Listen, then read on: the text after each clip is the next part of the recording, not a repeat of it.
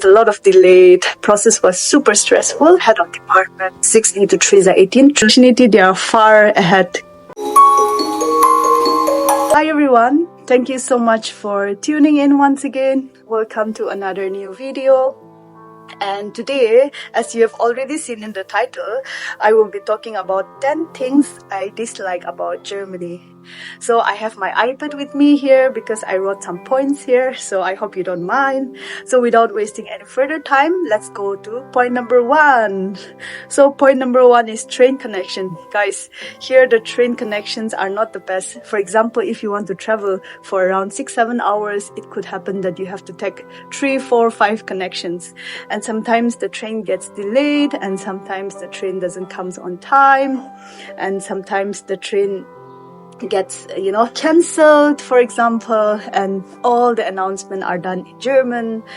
So, and in the weekends there are a lot of people traveling. Actually, there is a ticket called 49 euro ticket, and with this 49 euro ticket you can travel in all over Germany for free. And as a student, you don't even have to pay 49.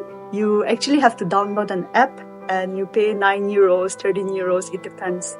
So with that 9 euros or 13 euros, you can travel everywhere in any corner of Germany for 1 month. So this offer is actually really good, but then I think this offer also motivates a lot of people to travel. So I don't like the train connections here, and the trains are not the best because it gets a lot of delayed. And the second point is long process. Now you will be wondering what kind of long process I'm talking about. So for this long process, I have 2 different sub-points. The first one is searching internship. So you should know that here in Germany, it doesn't matter even if you have a PhD degree, if you don't have skills, nobody is going to offer you a job. So it's very important, and it's super important to have a skill. So it's not uncommon for students who are studying that they want to pursue an internship, for example. And for me also, it was the same. I've done 2 different internships from 2 different companies, but guys, believe me, it was not easy. The process was super stressful. Yeah, so long process, I'm talking about searching an internship. It could be very long. I know some students who even take 2-3 years just to get 1 internship, for example. And on the other hand, I also know some students who got internship just in 2-3 months.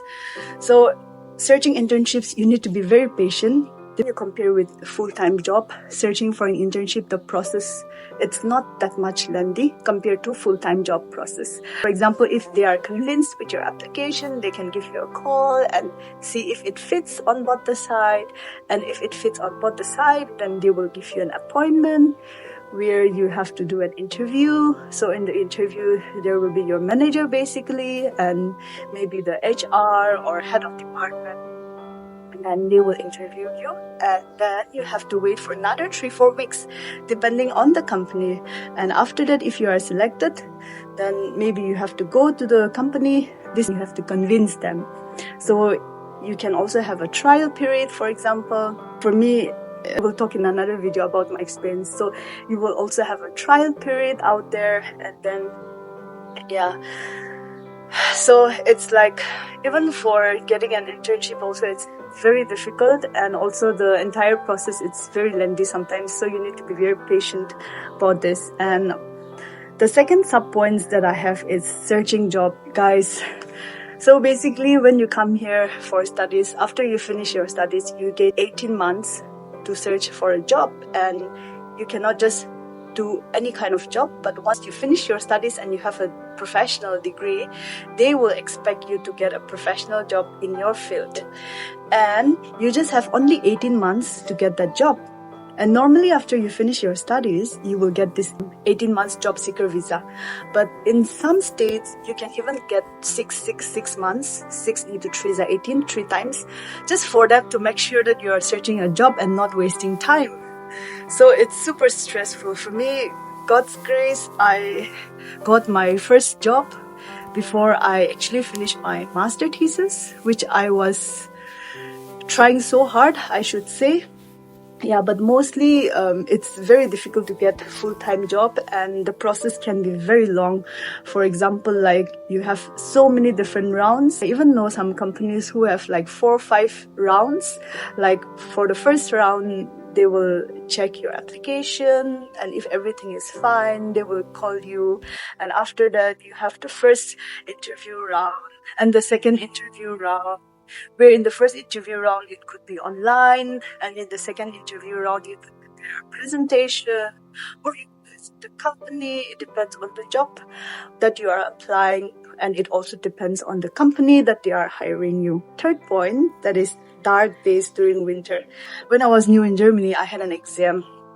So this exam was in the winter, and when I was preparing for this exam, I was feeling so depressed because everything is like very silent. There is no sunshine, pin drop of silence, nobody in the streets. And it can be very depressing, and especially when you are having exams, you have to prepare for your exam and you are feeling very bored, and I don't know, you feel very empty, you know.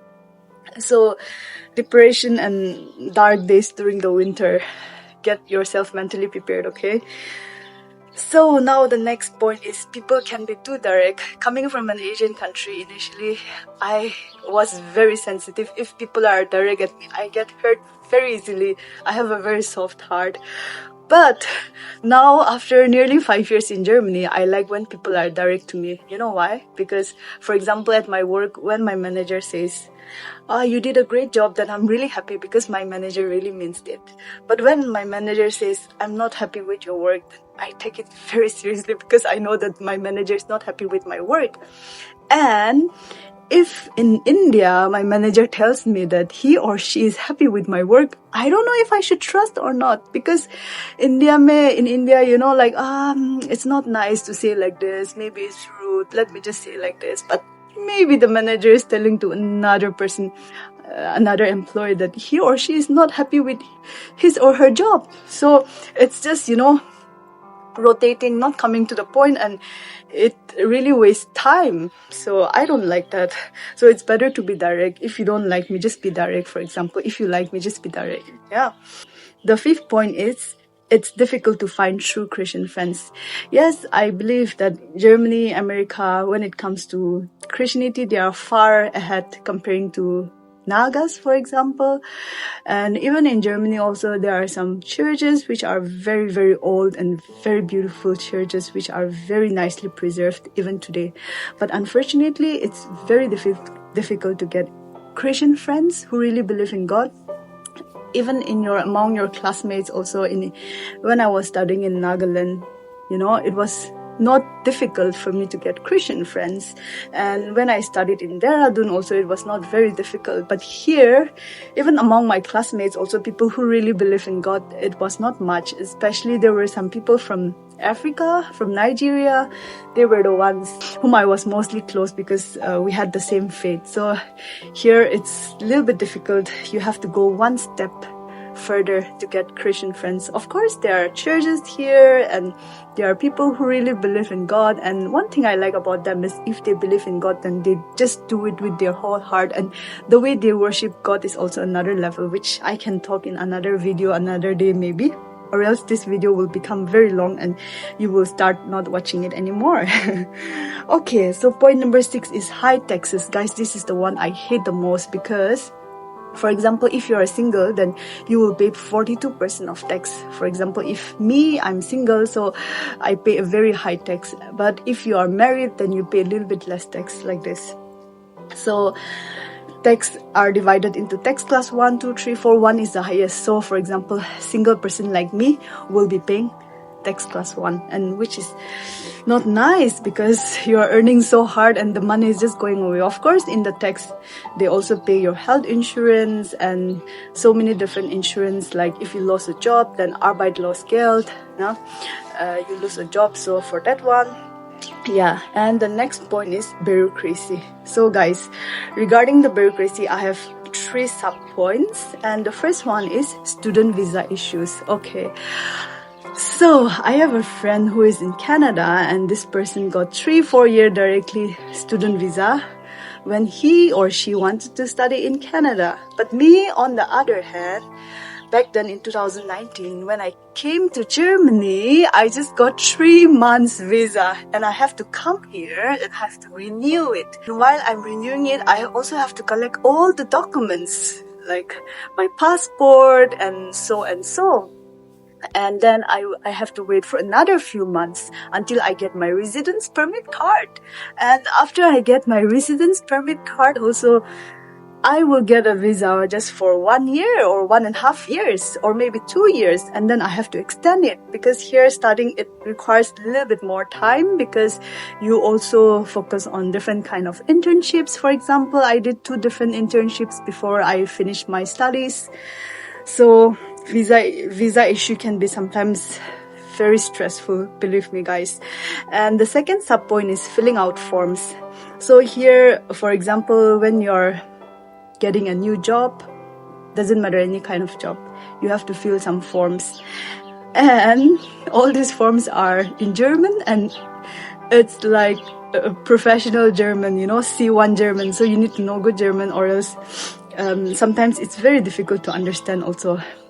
Me, I speak German, but for me also it's a challenge sometimes to understand all these forms properly. So you need to get yourself informed about what is written here. Maybe you could ask help with a native speaker, or you could try some online, websites, professional websites, but never make mistake while filling out these forms. And the third sub point is getting letters in difficult German. So guys, they just really don't care if you speak German or not.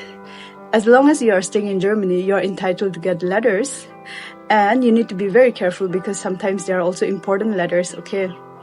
Letters like collecting your residence permit card, for example, or something related to your health insurance, or something that you have to pay money or so and so. So if you're not able to read those letters, then how are you going to live your life here? Because this will make your life hard here in Germany. So that's the third point about bureaucracy, which I don't like.